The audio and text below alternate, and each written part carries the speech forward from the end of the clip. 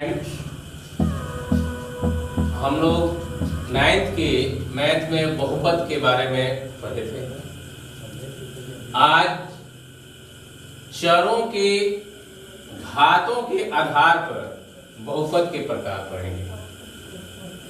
चर के घात के आधार पर, पहले पद के आधार पर हम लोग पढ़े थे।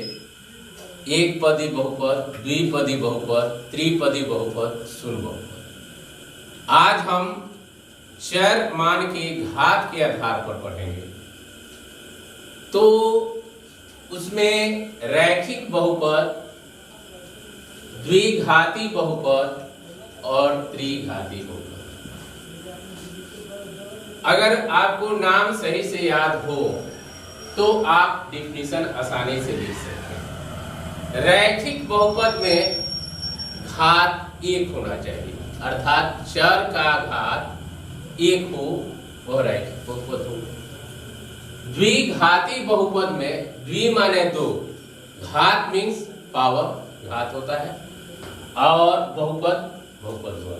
यानी कि जिस बहुपद में घात दो हो उसे द्विघाती बहुपद कहेंगे। त्रिघाती बहुपद घात तीन होना चाहिए। त्रि माने तीन, घाती घात हुआ, आप बहुपद तो आप जानते ही हैं। तो अब बारी बारी से हम देखते हैं। रैखिक बहुपद वैसा बहुपद जिसका अधिकतम घात एक हो, वैसा बहुपद जिसका अधिकतम घात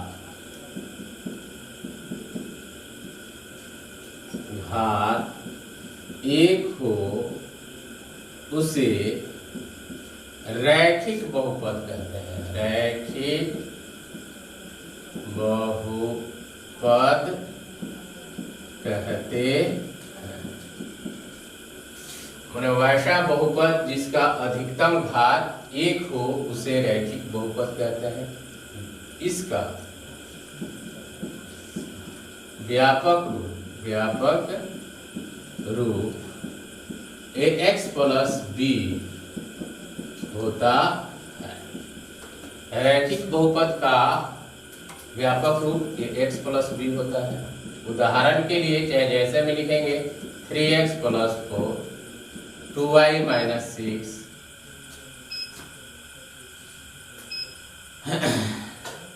2y, 7x प्लस 5 इत्यादि, चाहे आदि। सेकेंड है द्विघाती बहुपद। द्विघाती बहुपद नाम से भी स्पष्ट हो रहे हैं। द्वि माने दो, घाती माने घात, और बहुपद माने वैसा बहुपद, वैसा बहुपद जिसका अधिकतम घात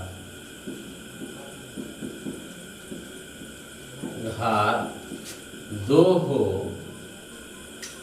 तो उसे द्विघाती बहुपद कहते हैं। इसका व्यापक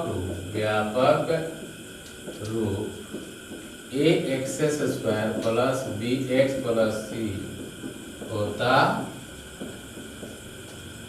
जैसे में इसे लिख सकते हैं 3x square plus 5x plus 7, 9y square minus में 6y,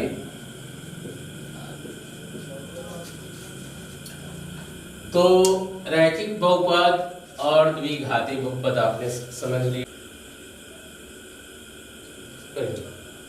अब हम त्रिघाती बहुपद के बारे में बता रहे हैं।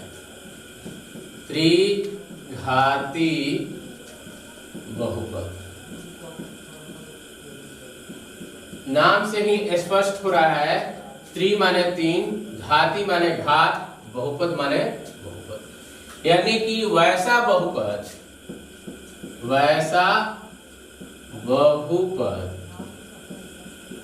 जिसका अधिकतम घात घात 3 हो तो उसे त्रिघाती बहुपद कहते हैं।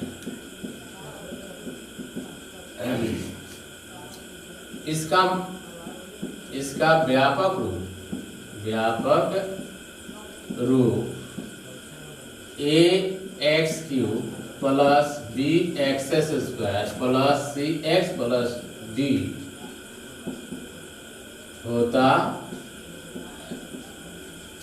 जैसे में लिखेंगे 3x³ plus 5 2y³ plus 5y² minus 3y plus 7 इत्यादि। तो त्रिघाती बहुपद वैसा बहुपद जिसका अधिकतम घात 3 हो तो उसे त्रिघाती बहुपद कहते हैं। इसका व्यापक रूप ax³ plus bx² plus cx plus d होता है। अब हम लोग बहुपद का मान पढ़ते हैं। बहुपद का मान, वैल्यू ऑफ ए पोलिनोमियल।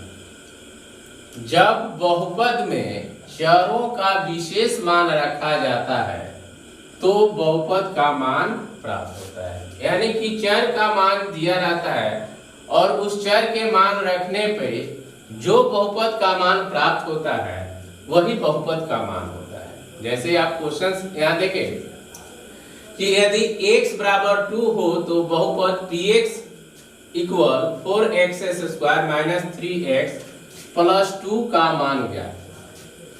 तो सॉल्यूशन में लिखे हैं, चूंकि px बराबर 4x² माइनस 3x प्लस 2, इसलिए p2, क्योंकि x की जगह पर हमें 2 रखना है, यह x बराबर 2 है तो 4 गुने 2 का स्क्वायर माइनस 3 गुने 2 प्लस 2। तो यहाँ पे 4 गुने 2 दूना 4, 2 का स्क्वायर है तो 2 में 2 से गुना होगा तो 4 हो जाएगा, माइनस 3 दूना 6 प्लस 2, 4 चौका 16 हुआ माइनस 6 प्लस 2। पहले प्लस की क्रिया होती है तो 16 में 2 जुटेगा तो 18 माइनस 6 तो 12 6 18 होते हैं आंसर। अर्थात बहुपद px का मान इक्वल, यहाँ पे फिर से देख लें, x इक्वल 2 है तो px का मान क्या करना है। तो x के जगह पर हम 2 बैठा रहे हैं, यहाँ मान हमने पुट किया और हल किया तो जो मान आया वही बहुपद का मान।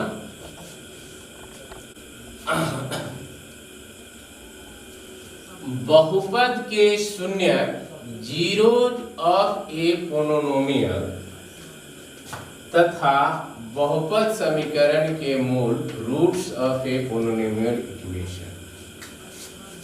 जीरोज कहने पे बहुपद का मान जिस मान पे शून्य हो जाए वह उसका जीरो कहलाएगा। यहाँ पे लिखे कि बहुपद के चर का वह मान जो बहुपद के मान को शून्य के बराबर कर दे, या आप ऐसे समझें कि जिस मान पर जो मान रखने पर बहुपद का मान शून्य आ जाए उसे बहुपद का शून्यक कहते हैं। जैसे बहुपद px है, px का शून्यक k होगा यदि pk इक्वल 0, यानी कि x के जगह पर बहुपद में x की जगह पर k बैठा है उसका मान 0 है। px इक्वल 0 एक बहुपद समीकरण होता है। समीकरण पहचानने का तरीका कि बराबर होना चाहिए। तो यह समीकरण है, तो pk इक्वल 0 होने पर k समीकरण px इक्वल 0 का मूल कहलाता है। अब उदाहरण में समझें। उदाहरण बहुपद px इक्वल x माइनस 4 में x बराबर 4 रखने पर, x के जगह पर हम 4 रख रहे हैं तो यहाँ 4 माइनस 4 इक्वल 0 है। तो अतः बहुपद का मान बराबर 4, यानी कि हम बहुपद में जो चर का मान रखें अब वह मान उसे 0 में परिवर्तित कर दे तो वही मान बहुपद का शून्यक कहलाता है।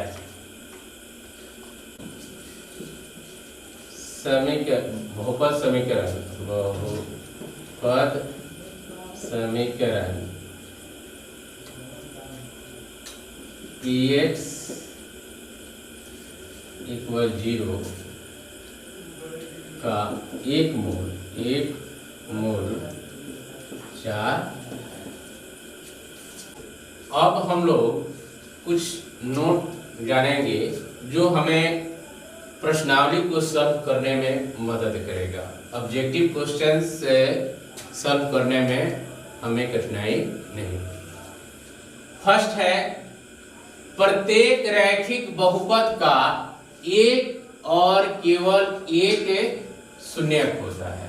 रैखिक बहुपद का व्यापक रूप x प्लस b था।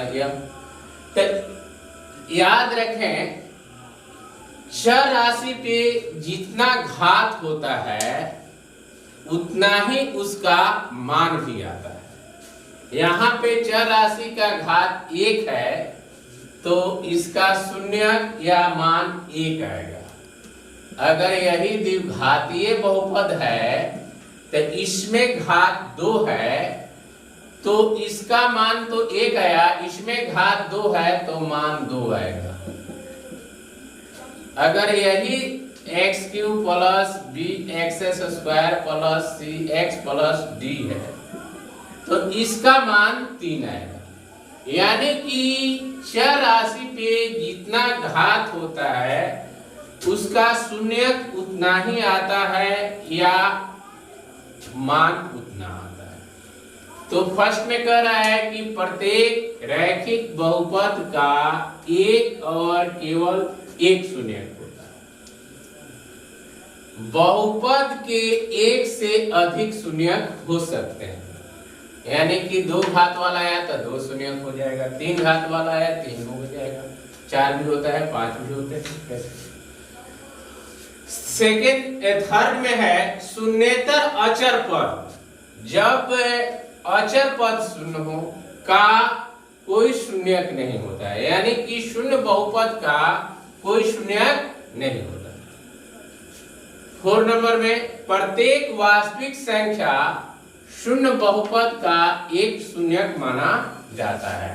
वास्तविक संख्या होता है जो शून्य बहुपद है उसका एक शून्यक माना जाता है।